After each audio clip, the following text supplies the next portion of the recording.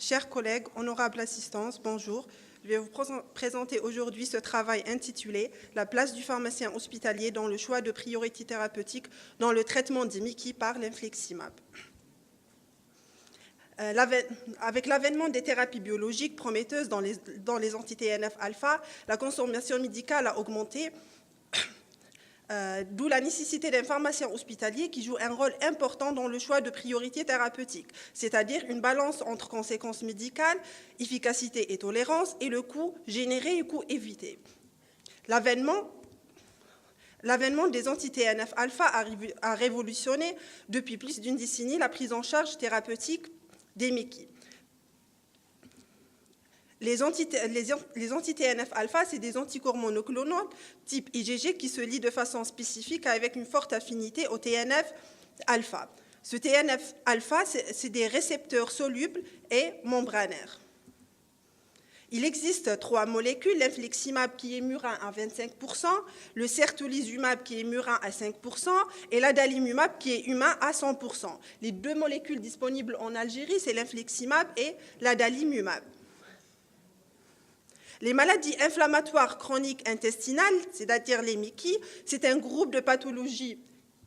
C'est un groupe idiopathique de pathologies caractérisé par une inflammation chronique de l'intestin. Elle regroupe la maladie de Crohn et la rectocolite hémorragique. Lors de la prise en charge thérapeutique des MICI, il existe 2 stratégies thérapeutiques. On a le setup, c'est-à-dire on commence par les 5 aminosalicylés qui sont indiqués dans les poussées minimes à sévères. Ils sont insuffisants en cas d'aggravation. On passera aux corticoïdes qui sont indiqués dans les poussées modérées à sévères. Cependant, ils présentent des effets indésirables et perte d'efficacité s'ils sont maintenus à longue durée et à forte dose. Ensuite, on aura les immunosuppresseurs qui sont indiqués afin de maintenir la rémission après le traitement d'attaque.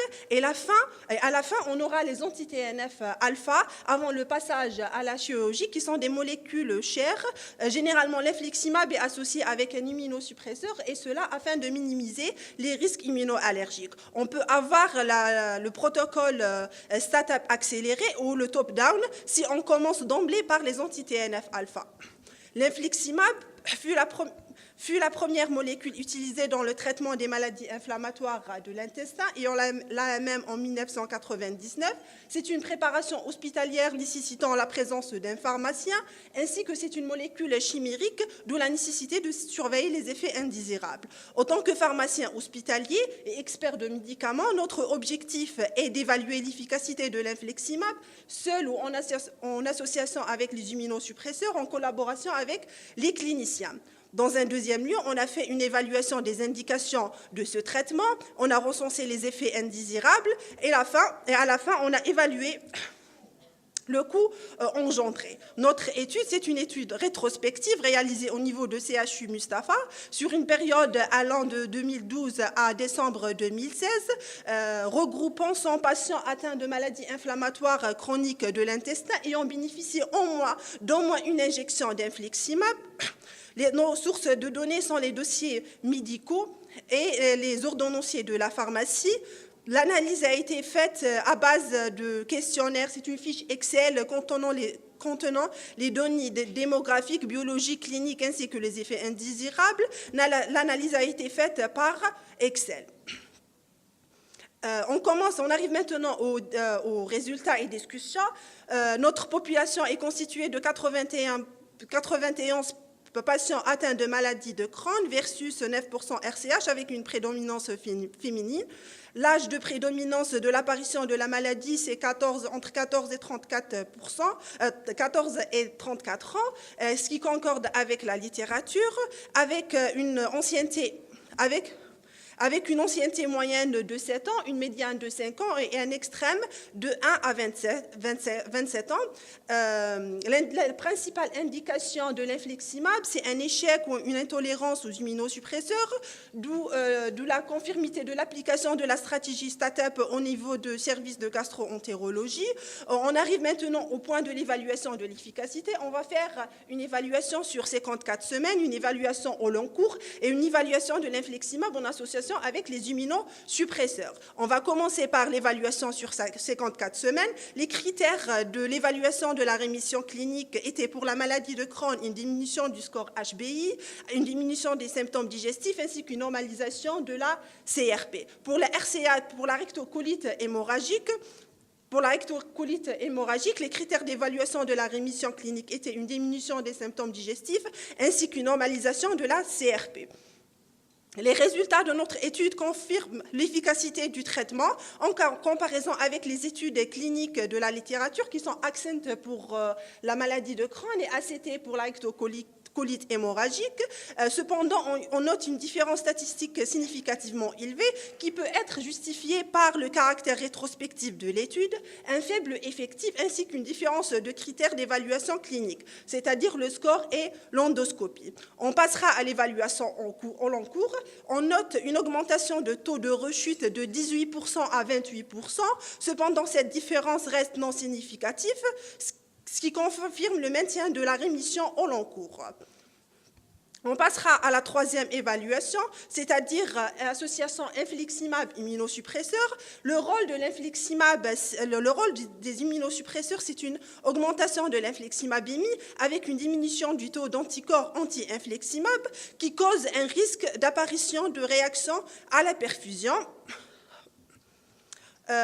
L'association immunosuppresseur infliximab n'influe pas l'efficacité dans notre étude, ce qui concorde avec l'étude belge. Cependant, dans l'étude Sonic, on note une amélioration de l'efficacité et cela est dû au fait que les patients sont naïfs d'immunosuppresseurs. Cependant, il faut éviter une combothérapie, c'est-à-dire l'association de l'infliximab avec un immunosuppresseur, car on a un risque de lymphome et un risque d'infection. On passera à l'évaluation de la tolérance, où on a noté la présence de 10 cas de réaction allergique, dans 2 cas avec un choc anaphylactique sévère nécessitant l'arrêt de traitement. On a noté 17 cas d'infection, avec le principal effet indésirable, c'est une réactivation virale à CMV. On a noté aussi l'apparition de troubles neurologiques type syndrome épileptique, des manifestations hématologiques avec une prédominance féminine, une manifestation dermatologique et une manifestation musculaire. On notera aussi des atteintes hépatiques, des syndromes grippales, nausées, vomissements et des malaises vagales. La tolérance de l'infliximab a été évaluée dans les essais de Campbell et al. Ils ont noté la présence de risques immunoallergiques, les risques infectieux, les risques d'oncogénèse, avec une mortalité de 1% chez les cas sévères. Dans notre étude, on a noté la présence d'effets indésirables chez 62% de nos patients, classés de banal à modéré, avec quelques cas sévères, type réaction allergique sévère, réactivation virale de zona, ainsi que des troubles neurologiques. On peut dire que la molécule est bien tolérée, mais qui nécessite une bonne surveillance. On passera à l'évaluation du coût. Les anti-TNF-alpha représentent 91% du budget du service de gastro-entérologie avec 44% pour l'infliximab. C'est donc des molécules onéreuses qui exigent une bonne gestion. L'infliximab représente le coût le plus important par rapport aux autres thérapies disponibles pour la prise en charge des maladies inflammatoires chroniques de l'intestin. Ce coût élevé nécessite une évaluation par rapport aux bénéfices apportés, réduction des dépenses de soins, ainsi qu'un retentissement sur la qualité des vies. C'est des tâches qui sont assurées normalement par le pharmacien. Au cours de notre étude, on a eu 18% de patients optimisés. Dans 70%, ils ont un succès. C'est un surcoût non négligeable, mais qui évite un coût certain en termes d'hospitalisation et de chirurgie.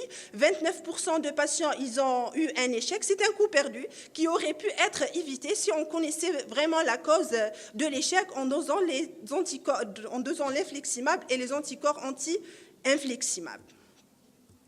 Et on a 3 cas de figure. Si le taux d'infliximab est élevé avec des anticorps anti-infliximab, on change de classe thérapeutique. Taux infliximab bas avec les anticorps anti-infliximab, on optimise, soit la dose, soit la durée, soit les deux. À la fin, si on a une un taux d'infliximab bas avec un taux d'anticorps anti-infliximab élevé, il faut changer l'anti-TNF-alpha plus optimisation et mise sous immunosuppresseur.